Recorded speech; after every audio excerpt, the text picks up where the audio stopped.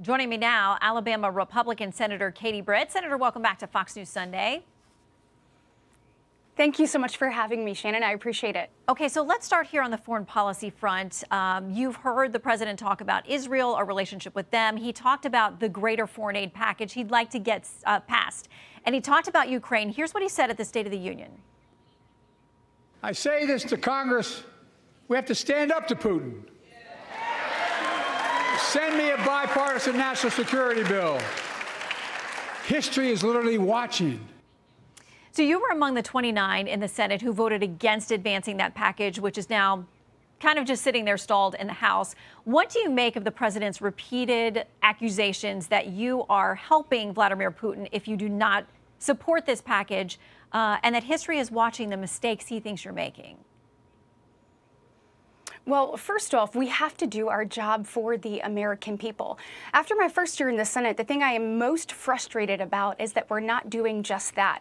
We're not putting the needs of the American people front and center. So if you look at what we did with these 12 appropriations bills, it's been 225 days since we actually passed those out of committee. It took Chuck Schumer 159 days to actually get a bill to the president's desk. It's completely and totally unacceptable because, Shannon, when that happens, when we're not funding our government, so we are now 6 months into the fiscal year, and we are finally doing our job funding our government, our priorities, our troops, our Border Patrol agents. That's what we should have been doing 6 months ago. So what I say to that is I'm not sure how you supplement something that hasn't been done. Right now, we are moving the process of appropriations forward. That's what we should be doing for the American people, taking care of those priorities. And then we can take a look at what we need to do abroad. I believe that an emboldened Russia is an emboldened China, is an emboldened Iran. And I believe we are seeing that wholeheartedly. So getting Ukraine lethal aid to protect themselves is critically important. Standing with our greatest ally, Israel, and making sure that they can actually defeat Hamas, not undermining them like President Biden continues to do. He does it with his rhetoric. He does it even with his actions. We need to stand firmly with them. We need to say we want every single hostage back now, and we want to eliminate Hamas, because Hamas is not only the enemy of the people of Israel, Hamas is the enemy of the people of Palestine. And if we are ever going to have a region that is stable and peaceful, it will be a region where Hamas does not exist. You're on appropriations, so we'll watch as this next batch of bills has to come through to avoid a government shutdown on the 22nd. A lot of heavy lifting there.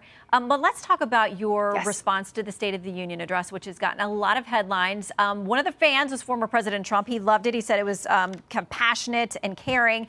But you've had a lot of critics out there, and I want to talk about specifically one anecdote that I've heard you tell before. It is a horrific story of a sex trafficking survivor. Nobody is questioning that the story happened, that she is actually who she is, says she is, and that this happened. The question is about the timing and the implication of you telling the story.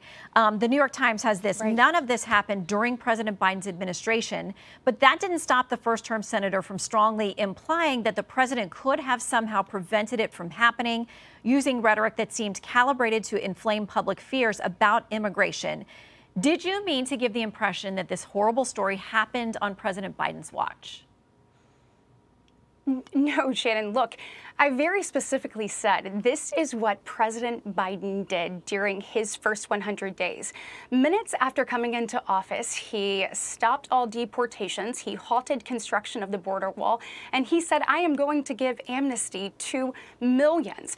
Those types of things act as a magnet to have more and more people here.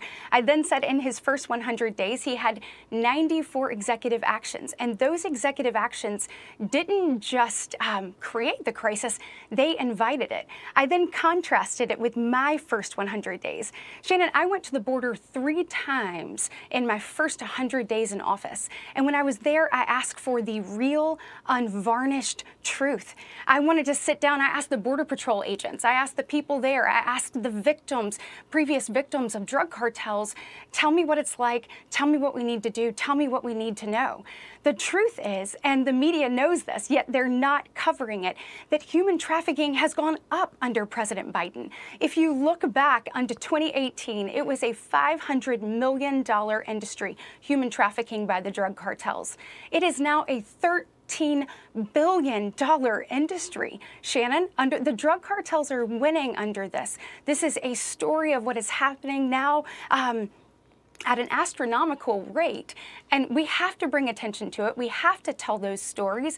And the liberal media needs to pay attention to it because there are victims all the way coming to the border. There are victims at the border, and then there are victims all throughout our country. And to me, it is disgusting to try to silence the voice of telling the story of what it is like to be sex trafficked when we know that is one of the things that the drug cartels are profiting most off of. Okay, but to be clear, the story that you relayed is not something that's happened under the Biden administration, that particular person. Well, I very clearly said I spoke to a woman who told me about when she was trafficked when she was 12. So I didn't say a teenager.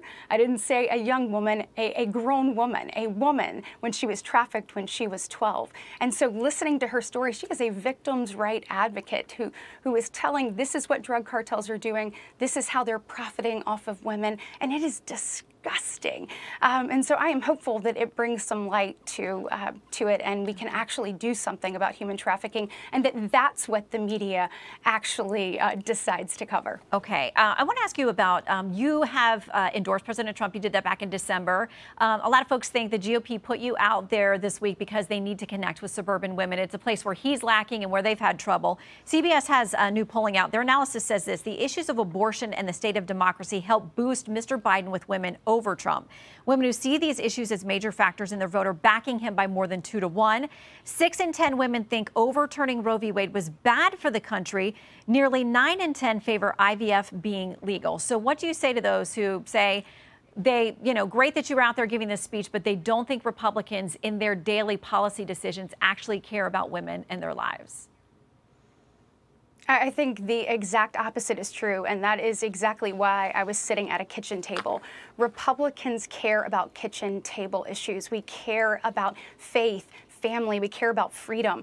We are the ones talking about the economy and the real effects of that, while Joe Biden is claiming that Bidenomics is working. We know that gas is higher. We know that his making us energy dependent on others is not only hurting us at home, it's actually hurting our allies abroad.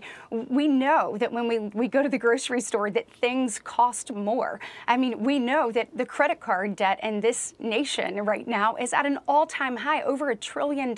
It's the highest ever in our nation's history. We know when people are looking to buy a home for their family that mortgage rates are up. And so we are talking about the issues that women care about. I am proud to be pro-life and want to make sure that we have an opportunity to protect life. And that was why I was so proud of the Alabama legislature for making sure that women had access to IVF and had that confidence that they would continue, that these families would continue to have access, because I believe that that is not only pro-life, but that is also pro-family. Well, now there'll be a conversation about whether there's something done at the federal, the national level, whether the Senate does that or not. We'll track it. Senator Katie Britt, thank you for your time this morning. I appreciate you having me on, Shannon. Thank you. I'm Steve Ducey. I'm Brian Kilmeade. And I'm Ainsley Earhart. And click here to subscribe to the Fox News YouTube page to catch our hottest interviews and most compelling analysis.